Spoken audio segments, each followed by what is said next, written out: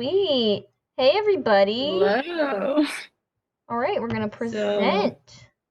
this is our second time presenting Woohoo! Second time's the because for some charm. reason it didn't save the visual.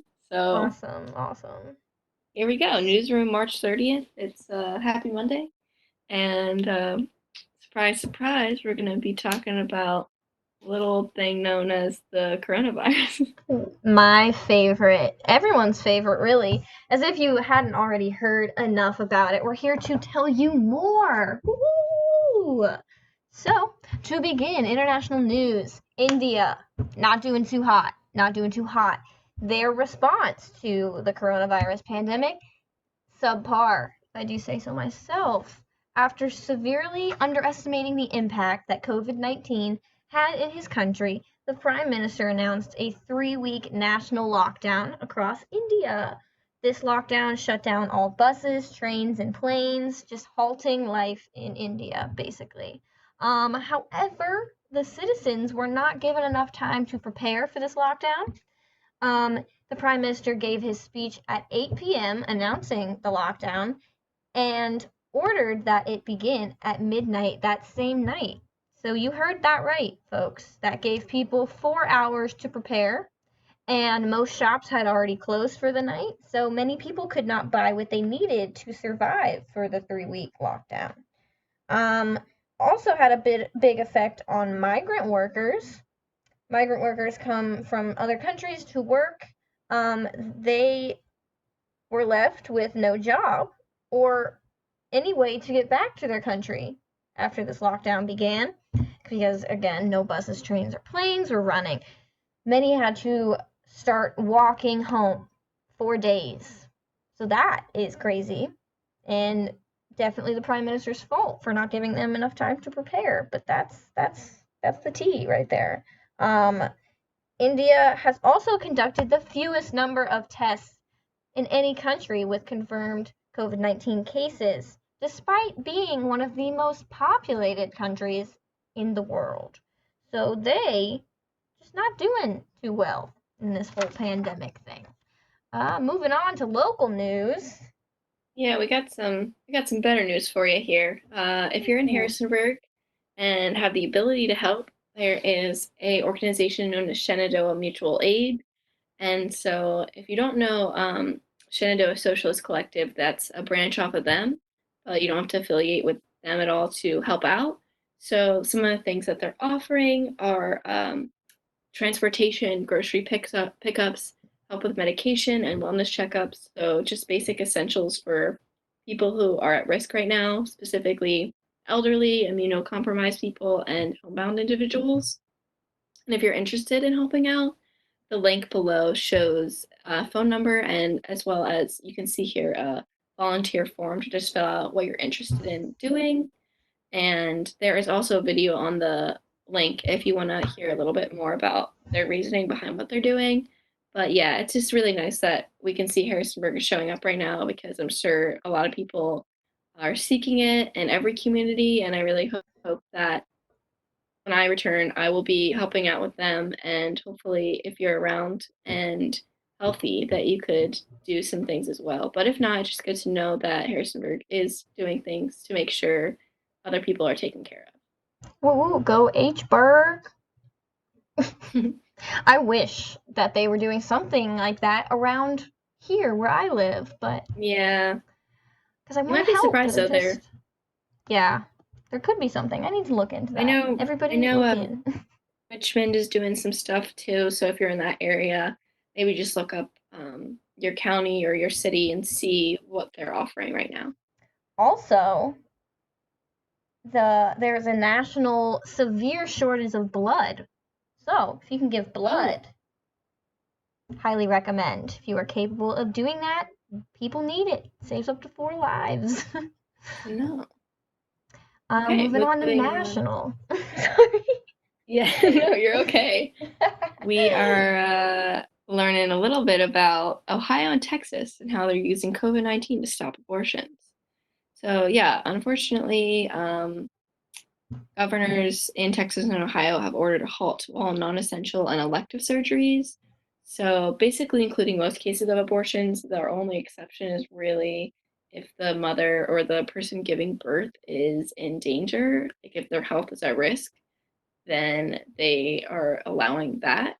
But the reasoning, specifically Texas, says it's because they want to save medical resources and supplies and be able to use that and help the hospitals right now.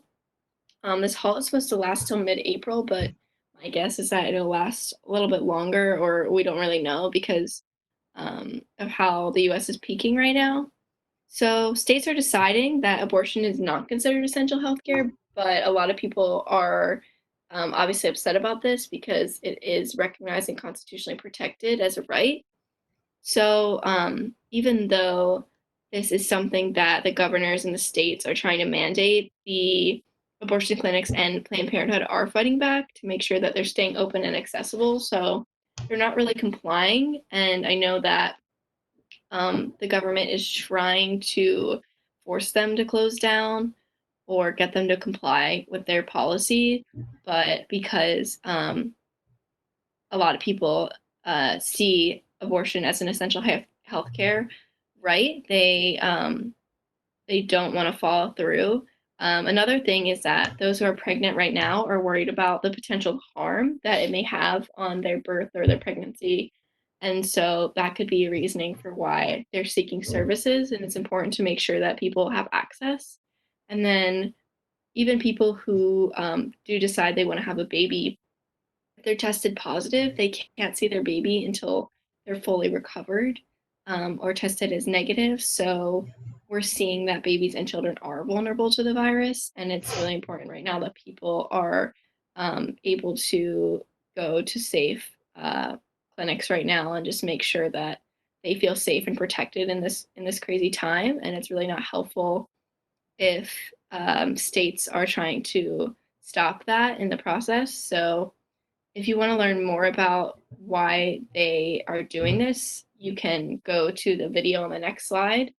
It's kind of from a differing perspective of someone who is in this organization, Texas Right to Life, and they basically are talking about how many lives they can save by having the medical resources that the abortion clinics wouldn't be using. But as you can see, like there's a reason why the abortion clinics wouldn't be using them. It's because they wouldn't be able to offer that service. So yeah, you can see basically why they think it's a good thing or why they think it's something they have to do right now. But if you're just interested in learning more about other perspectives on it, feel free to watch that video. And lastly, got some national news. Probably heard that they officially passed the $2 trillion stimulus package. So, we got some money coming our way. This became the largest emergency aid package in U.S. history. Heated negotiations for the package lasted days in Congress. This bill allows checks to be sent directly to Americans in this crazy time where people are losing jobs, businesses can't, business. We know. um, Now I'm gonna try to break down who gets a check and how much they get because it'd be a little confusing. A single person who makes $75,000 in gross income a year will get a check for $1,200. A couple who makes $150,000 or less a year will get a nice little check for $2,400. An additional $500 will be given for each child as well. Anyone who makes more than what I previously stated will be given at least a little bit of money, but there is a cap at $99,000 of income for a single person and $198,000 for couples without children. Unfortunately, this bill kind of fails to help many college kids who depend on their jobs to provide for themselves, but they kind of got gypped, I guess. If their parents claim them as dependents on their taxes, they do not get money, I guess. I don't know.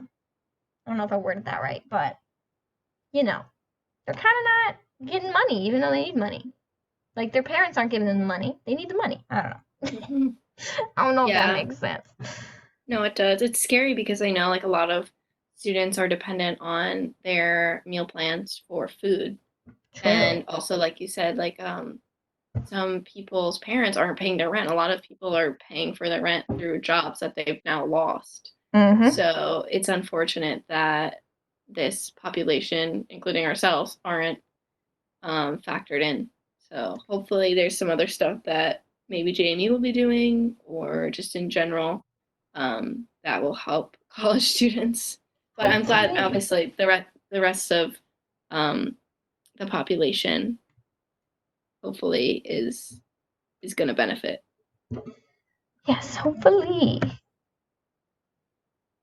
Okay, and so now we have a writers workshop for you, and you can look back on the slides if you want to think more about these questions. But our first one is just how do you compare India and other countries' responses to COVID? Has the U.S. done enough, and could the U.S. have taken action sooner? So we were critiquing India a little bit for being a little slow on or I guess just ill prepared. But you Both, could also honestly. say that the US is maybe the same. Just want to know your thoughts about that. And then what are some ways you can help your community, others around you and yourself right now? So like we said, maybe looking into organizations around your town or city. And then how do you think COVID-19 is affecting other policies? So like the abortion policies, how should the media handle other things occurring? There's not really a lot of light being shed on other things right now.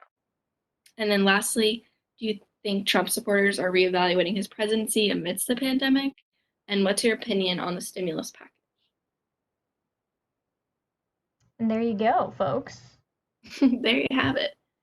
Hopefully, you won't have to read any more about COVID after this, and you can just think about it for the assignment, and then maybe do something to take care of yourself. Yes, hashtag self-care. Let's take self-care.